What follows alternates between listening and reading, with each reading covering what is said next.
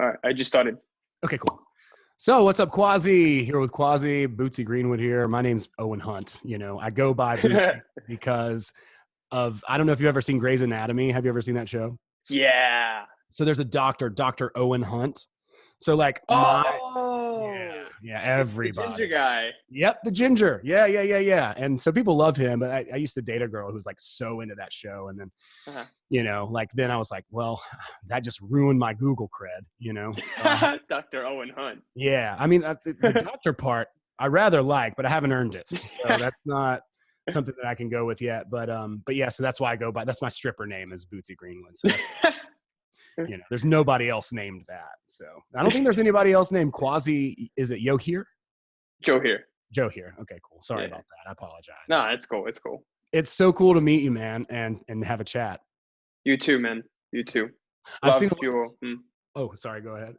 No, I think you were the first one to actually narrate or read out the Tufty book. I think I've been pronouncing it wrong this whole time. So have I. Is it Tafty or Tufty? I believe it is Tufty. Tufty? Yeah, I say Tufty in the book, and it's like, oh shit. Whoops. But I mean, you know, it's about the message. It's such a good book too. Like I've listened to it a bunch. I need to listen to it a couple more times because, like, with Transurfing, when I narrated that, like I had read Transurfing several times already, and then I recorded it, and then with Tufty, I got it, and I was like, well, I'm gonna immediately sort of record this as soon as I got it. So I didn't pronounce it right. If I would have known who to ask, I would have pronounced it right. So that's gonna tag along with me for a while. Man, I'm a big fan of what you're putting out, dude. It's really, really good, and I want to talk about some of the stuff that we're both you know looking into, and some specific things that you put out are, you know, like talking about certain techniques and ideas, as well as like the karma stuff. But we can start by talking about transurfing and how you got into that. Love to hear about that. Yeah. So, you know, beginning when I started off with all of this, I was really into video games. I absolutely was a video game fanatic, and I was just completely into the idea of leveling up a character in a video game. And one day I thought, well, if I spend 12 hours a day playing video games trying to level up a character in that screen, why don't I just do this here? So I started to search on YouTube about, okay, how do I, you know, back then I was kind of like a nerdy kid. I wanted some attention from girls in my school, from even just to make friends. And that came really hard to me, just socially. I was very awkward, and I always wanted to become better at that aspect. So I was like, okay, how do I get girls to like me? How do I make more friends? How do I become popular in school? And then I got into all of these YouTube videos, and one day I came across the law of attraction, and this completely intrigued me. So I was like, oh, I can use this, just my thoughts, the power of my thoughts, to change my reality. That's insane.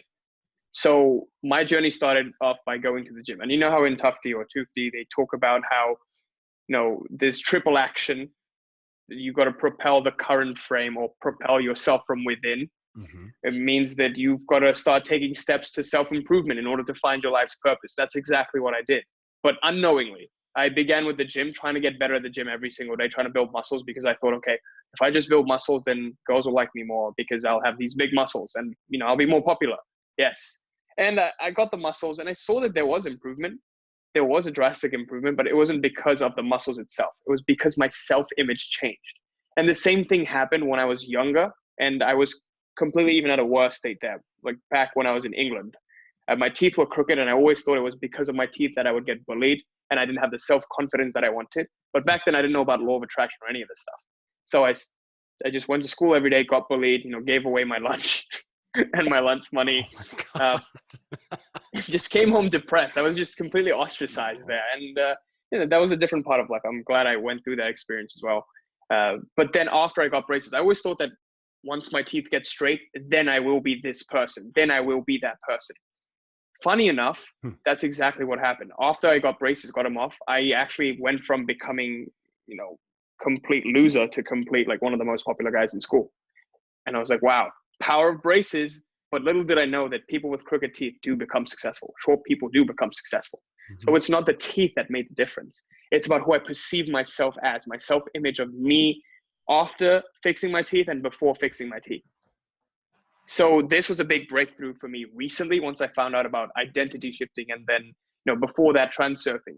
Even transurfing didn't make that click for me, and that's why I really teach the reality mastery program, because it's about shifting someone at the very core through, I don't know if you're familiar with David R. Hawkins. His work really pointed me to the becoming and the being paradigm. So there is being, there is doing, and then there is having. Having is the lowest paradigm you can come from. It's what you just focus on taking. Doing is when you try to do something in order to get a result.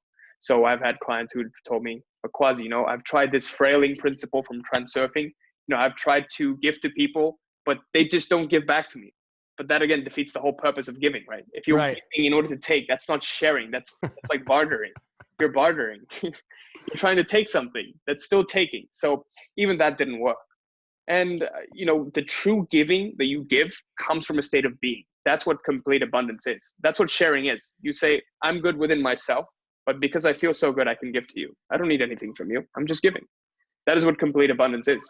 So that's why I saw that the being paradigm was a complete game changer for me.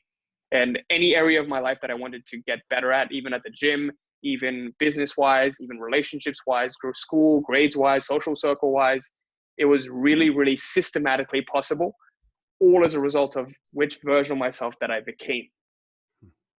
So that's how my journey evolved. Also, awesome. I'd love to know how about yours? Yeah. Sure. So, so I'm 37. It's my birthday today. Woo! Happy birthday, Bootsy. Thank you. I appreciate it. So about 7 years ago, I had a bad breakup with a girl, and I was reading a lot. Yeah, I was reading a lot. Makes you really think. And that was 2012 too, which is kind of interesting. But I started reading a lot of these books and going into the conspiracy sort of wormhole, like listening to Alex Jones and all that stuff. And I just got like super deep into that. And I got really, really, really depressed after a while. And I was living in my dad's basement at the time, all of that, like the whole, like so cliche, right? Totally. I'm in my mom's basement. That's awesome. And eventually, like I got tired of it, and I stumbled upon like some other ideas and just started to look into something else. And again, I was like, well, I was studying like feminism and wound up buying a product that was like teaching about how to be social, because I'd gotten to the point where I was so like in my own head, and so like just logically driven. I'd become an objectivist at this point. I basically cut myself off from the feminine aspect of myself, like with the emotional part of myself, and became this very logical, angry victim. And so I found that, and it was a Social Circle Blueprint. And I watched that program, and in it, he just barely even mentions the Reality Transurfing book. But even before that, like I started to get into self-help, to learn more about that, because I was like, this is not working. I've got to do something. So I was determined to be successful, and I bought marketing products, and I was going to trick people psychologically into buying something and make a bunch of money. And like, if you can't beat them, join them became my paradigm at that point. I was like, I'm going to do this too. I'm going to become Dan Bilzerian or something. And then, so I was like, found Reality Transurfing, and I was like, wait a second, like I've gone from this side to this side, right? And I just totally swung. And I was like, I need to find my balance. Where I didn't know that, but I'm sure my subconscious did. But as soon as I heard the words Reality Transurfing out of Luke's mouth, I was like, I've got to find this book. So I found the first book as a PDF file. And then I had to order steps 1 through 5 off of Amazon, which I did. And I just immediately just started consuming the book. And it had put a lot of things together, a lot of ideas that I had found separately, but they were all interlinked in transurfing. Like I'd read this book called Outwitting the Devil by Napoleon Hill, which I highly recommend, and as well as Self-Reliance by Ralph Waldo Emerson and the Kybalion. And so between those books, like I had a little bit of an overview of sort of where I needed to go. But Reality Transurfing took all of those elements and sort of tied them together beautifully. And then at that point, I was like, I'm so obsessed and I've got to share this book, which I'm very happy that I did. I even tried to like get permission, but like that the Russian publisher and like the way servers work and all that kind of stuff. Who knows? It's just really confusing, but I'm really glad that I did that because it was only available in this like weird computer voice or whatever. And I was like, I've got to, I started really recording it mostly for myself. It's like, I made a decision. I'm like, I'm doing this. I'm doing the reality transurfing way. Because, you know, you read all these books and there's all these different techniques and then you just become overrun with techniques and ideas. And it's like, dude, pick one thing, like just do yoga, just meditate, just figure out what it is that works for you and do that one thing and stop like, oh, well, when I do this exercise, I'm going to do, because it's like you said, of the do have be thing. It's like, we think we have to do, and we think we have to have things in order to be the thing that we wanted. If we just jump that and skip a step and just be the thing that we want, then all the do's and haves just come together of their own. Exactly. But yeah, that's kind of how I got into this whole thing, you know, and it's quite the journey. Yeah, there's some interesting books you mentioned there. I've only read Think and Grow Rich by Napoleon Hill, not what is it, Devil? Outwitting the Devil, dude. Outwitting the Devil. It's a page turner, man. Like he claims that he has literally sat down with the devil and has the opportunity to ask questions to the devil. And the devil claims to be the negative half of the atom, not a horny-tailed, you know, being, right? Which is pretty freaking accurate. And then he goes on in that book. Now, this book wasn't published until 2011. The family wouldn't allow it to be published because it goes so hard after all the institutions, the church, diet. There's things in that book that there's no freaking way. There's no way in hell that he could have known. Like, he had to have some other source of information. So you start to wonder, like, did this dude really sit down with the devil or what? I mean, it's the second best book I've ever read. It's kind of like transurfing, huh? It's like, how do you know all of this stuff? Like, exactly, very much. Like, the main idea in that book, other than is the law of hypnotic rhythm. He says that, like, the reason why the universe works the way it does and the planets revolve the way they do is because it's just happened so many times over and over and over, and the pattern's established. And he says that, or Satan says that, he owns 98 out of 100 men's minds because they're on autopilot. They don't actually consciously think for themselves. Ooh. Yeah, it's brutal, dude. It's so crazy. Good. But even the whole like reality transurfing, like the advantage or Tufte advantage principle, he even highlights in there. He says for every action, there's a seed for an effect. So for every cause, there's a seed for an effect, and it's either positive or negative. And guess what? You decide. So yeah, mind blowing. Such a good book. I couldn't recommend it enough. That's crazy. And all of that stuff actually got me a lot into the yogic sciences and especially karma. And, you know, it made me really wonder, like, why do we come the way that we do? Like, why are you born Bootsy Greenwood, Owen Hunt? Like, why are you born in this body with all of this stuff? And, you know, this, like, what really creates reality, what I'm learning right now is karma. Karma is the only thing that creates reality. And it's not the actual, like, what goes around comes around karma. But karma literally means action. In Sanskrit, karma literally means action. And karma is external action, and kriya is internal action. So the path to enlightenment, I think they call it, there's 4 or 5 things you can do. There is bhakti, which means devotion. And through just completely surrendering yourself to a guru or to something, some greater cause other than yourself, you can go to enlightenment. You can use karma to go to enlightenment, just doing external work. You can use kriya, which is internal work, and there is intellect, jnana, jnana yoga, bhakti yoga, kriya yoga, karma yoga. All of these are the 4-fold paths to enlightenment.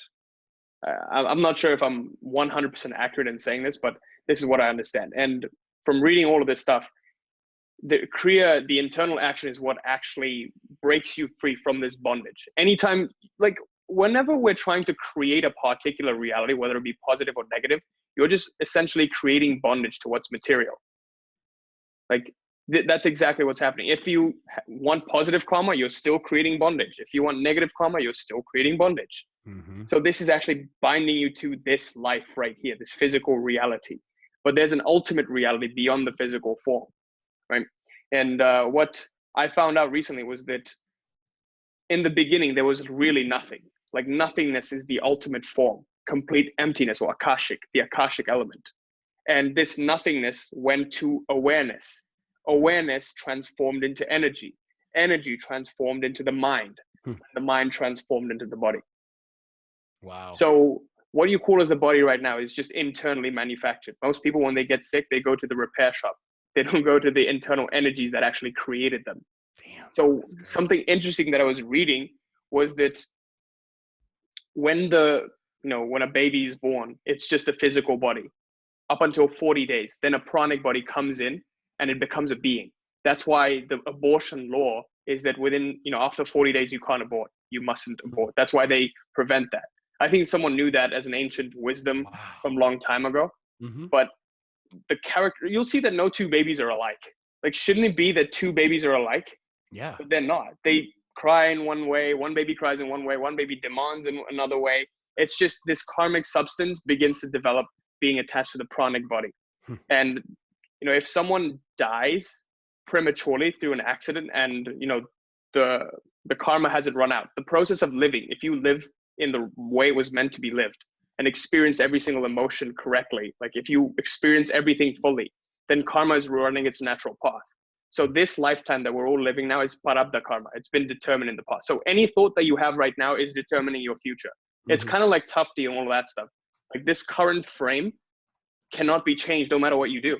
It's already been determined through your past thoughts, actions, your past karma. Karma action literally means whatever thought you have, whatever identity, whatever beliefs, whatever emotions, whatever it is that you're internally, externally, whatever it is you're doing and being, having, that is determining what's coming next. So in that sense, reality creation is 100% possible, but there's a large barrier to it based on what spiritual practices you're doing. How bound are you? How, like, certain illnesses that happen, they are karmic. They can be karmic, but they can also be repaired through just knowing how to manipulate your energies. So this is some of the crazy stuff that I'm learning right now. And it's a book called Mystic's Musings by Sadhguru. Definitely give that book a read. Okay. It's a very big book, but some crazy stuff. And is it like a lot of the stuff it's determined before birth? Is that kind of? Yeah, but it's not that you can't break free from it. And what I've slowly grown to realize is that consciousness is the ultimate key to anything. Like, consciousness is the ultimate technique. Anything that works on raising your consciousness will eventually lead you to more and more freedom. Karma, like you said, 98% of men's minds is controlled because they're unconscious. If you work on becoming more and more conscious, then your reality and your destiny can be controlled by you. Absolutely, it can. Yeah, dude, that is so good. Yeah, I'm interested in that. Like, as we learn this stuff, it just gets more and more advanced and bizarre, to be honest. Like, it's like, it just defies like what we're traditionally taught and stuff. But that makes so much sense. Another thing I heard you say that I really liked was that everybody keeps taking things and they're like, oh, well, you have to do 40% action and 60% mental stuff. But you're like, no, dude, that's all the same thing. Like, they're not different. They're not separate. Taking action is part of your mentality, because if you're lazy, then you're just being lazy, right? Exactly. It's just a reflection of your internal state of being. Your external world is just a reflection of your internal world. And, if you're unconsciously letting your internal world go by the karmic substance that's been unfolding over and over, then you're not being you're not being a conscious creator of your destiny. You're just letting what's supposed to happen in this drama that keeps playing itself over and over. Some people, you'll see that a lot of people keep living the same day. It's almost like Groundhog Day. That's what it is. Why so many people are so concerned with enlightenment and realization, even though they have no memories of their past lives. Like, who cares if I'm born again, right? But people are like, oh no, I don't want to be born again. Like, I want to get enlightened. It's because on a larger scale, this is what's happening. They keep playing themselves over and over again. It's like the same. I don't know if you watched the show Lucifer. The TV show. It's on Netflix. I've seen a couple of episodes, actually. It's really good. The depiction of hell there is people playing the same scenario over and over again. The really horrific, traumatic scenarios that have happened in their lives. And when they go to hell, things that they feel guilty for, things they would feel those negative emotions for, those events keep happening over and over again, like it's Groundhog Day. Wow. So that is what hell is, right? Hell is just unconscious. Yeah. Something it's like Groundhog Day every day. Yeah. Who wants that? Consciousness is the only way out.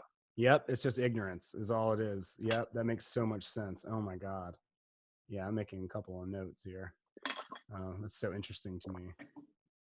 It's crazy how all this stuff folds together. And like with Tufty too, it's like, or Tufty, all it is your attention. That's all you are. All you are is your consciousness and or your attention, you know, to put it down to brass tacks. And that's why he is saying that, like, we're not conscious of our own attention. How can you be like a higher version of yourself if you're not aware of the fact that you need to be aware?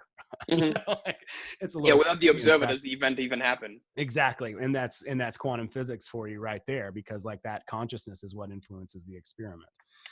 And that's what Napoleon Hill talked about in that book, even however long ago it was, like, and then of course with reality transurfing, Vadim's like, and then of course, you know, Tufty as well.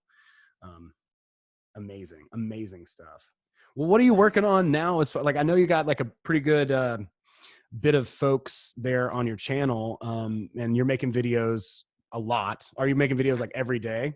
Yeah, 7 days a week. It's actually getting kind of crazy. So with all the workload that's coming in from clients, from acquisition, et cetera, just working on all that stuff, it's getting tough. So what I do is I make, edit, you know, create, edit, and release all 7 videos in one day.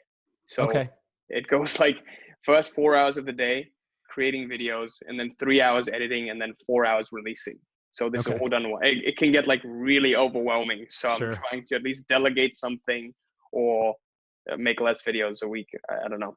Yeah, no, that makes sense. I know a lot of people who do that. It's like the 360 thing or whatever. It's like batching. Like and making videos for like everyday releases for an entire year. And I was like, yeah, I'm not going to do that. Aaron Daddy does that. But it gives you crazy momentum though. It does. And I understand how the algorithm works and all that as well. It's just not something that I'm physically able to do. Definitely, it's not something you need to do. It's just something that you want to challenge yourself one year to go for it. Dude, it's definitely a great exercise. I mean, even just getting in front of the camera to begin with was for me a huge hurdle, because it's like, dude, have you seen my first video? I don't think so, but I remember your hair's a little bit longer. But yeah, like my first video too, even just, and I only made it just like a couple, maybe 3 months ago. I can look back at that and just be like, oh my God, it feels like it was 3 years ago. You know, like I just haven't. 3 months ago. Wow. You're doing super well on YouTube, man. Yeah. Well, it's because of the book, like, and a lot of, a lot of referrals, and a lot of people have reached out to me. Like I'm very fortunate. Like I've had a lot of, pretty prominent people reach out and say, hey, like for instance, Jessa Reed, the comic, and Karen Rontowski, the comic, have both reached out to me and said, hey, I've been listening to you. You'd read me this book. Karen, for instance, is like dyslexic, so she can't physically read. So she was like, dude, thank you so much for what you've done. And I got to be on her podcast, a Paranormal Karen podcast. And then I spoke with Jessa, and that's going to be on the Reality Transurfing podcast, which I'm really excited about. But yeah, so like a lot of people have reached out because they've gotten a lot of value from Vadim's work. And, all I did was read it, but, there's a lot of editing and stuff. But as far as like being in front of the camera, I was like, I'm not feeling that, But then I was like, well, a lot of people were asking questions about the book. And I was like, well, I guess I can maybe make, just like a chapter summary of each chapter or something like that. So that's when I started. And then I've been making whatever video I sort of whimsically feel like making. I like having conversations with people like yourself too, because I've been watching you and several other people, just being like, wow, because there's so much interesting information and it all dovetails together. So, and I think it's fun to collaborate anyway. Like I've always been a very collaborative person by nature, so I enjoy that. I'm introvert extrovert, which is like kind of a weird thing, but like I can be alone and all that, but I really like working with other people. Yeah, I can agree with that too. You can just choose who you want to be consciously. Yeah, exactly. So would you tell me a little bit about your program? I'm thinking about putting something together, so I'm curious to know. Yeah. So what do you want to know? I just kind of want to know like what you're trying to do for folks.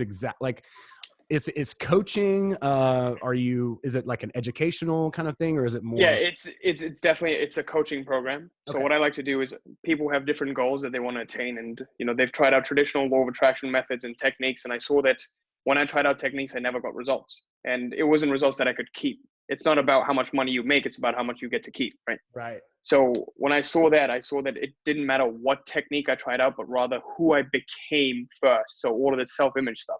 So what I help people do is shift at the identity level that really causes a shift in their realities. And we spend around 6 weeks doing this.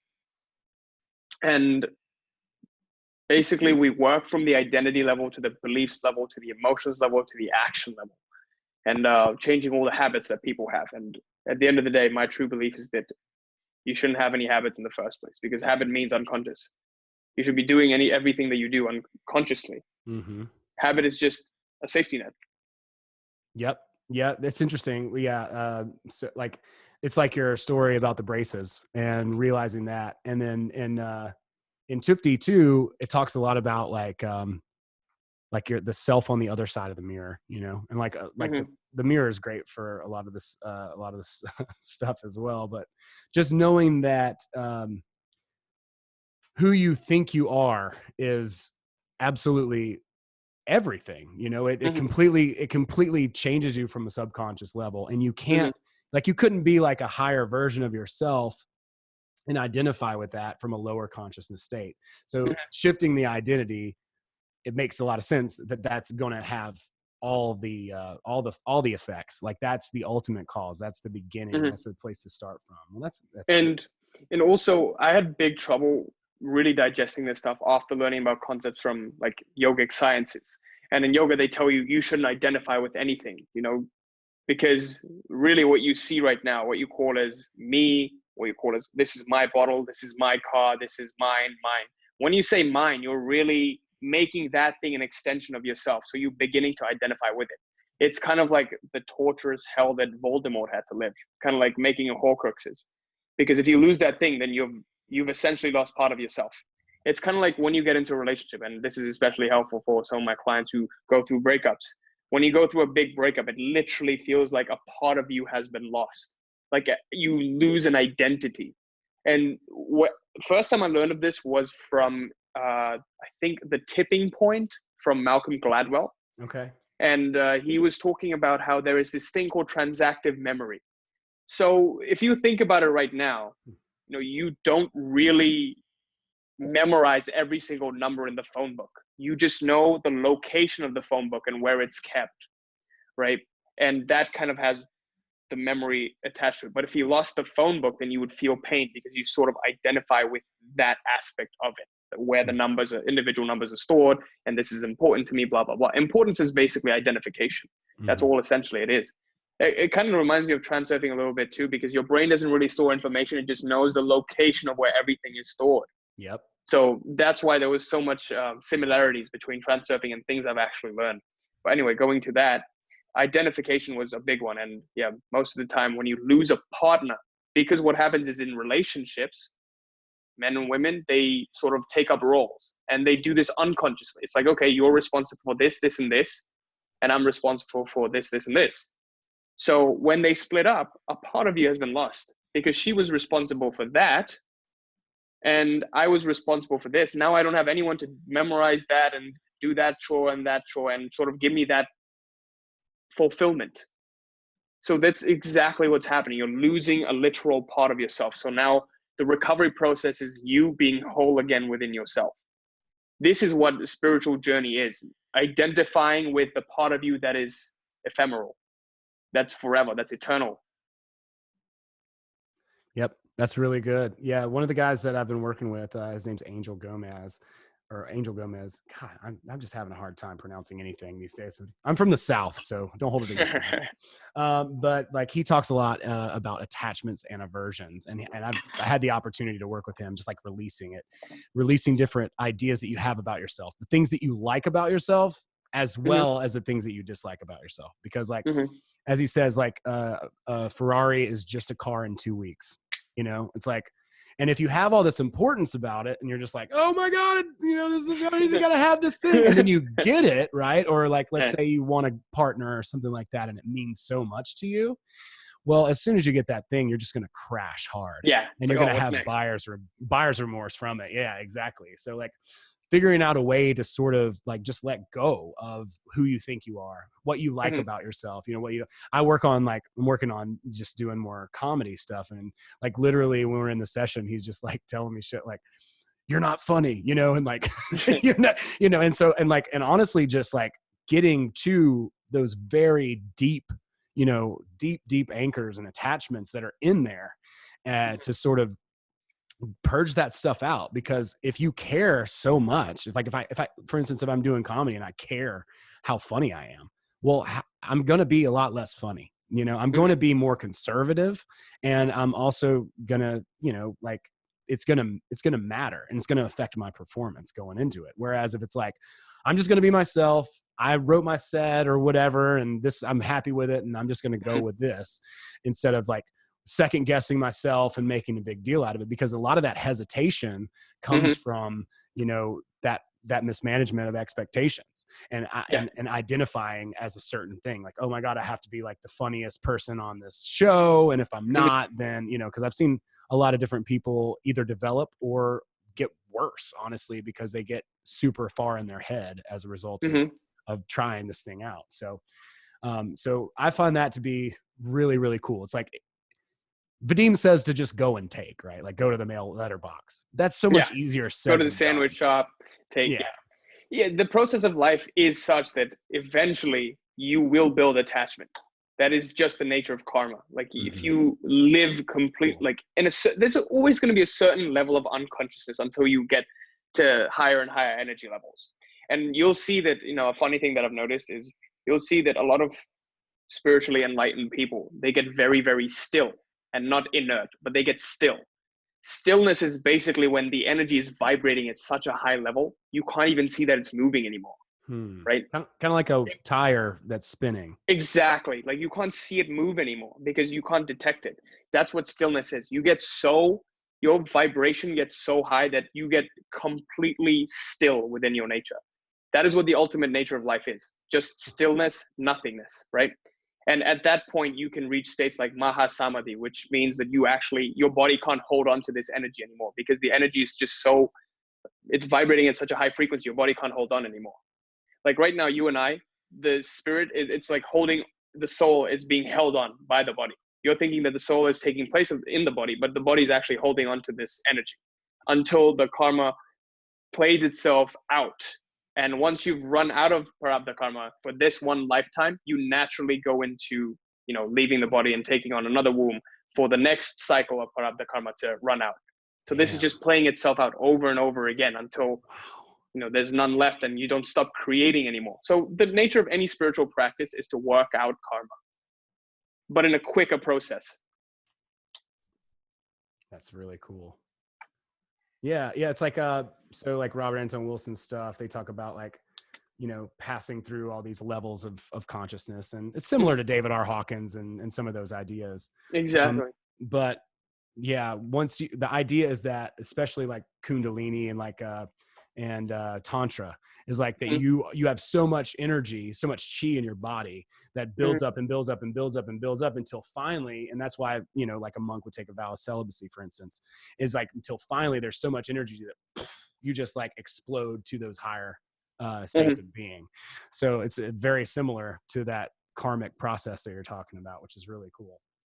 I love hearing about the more ancient ideas of it, and like, because I think we've lost like a lot of information over the past however many centuries. It's interesting, like ancient history and like all the cuneiform tablets and stuff that haven't even been translated. They're just stacked up in stone. And it's like, if you really wanted to get a message to somebody, would you use paper, or would you use YouTube, or would you use a freaking rock? You know what I'm saying?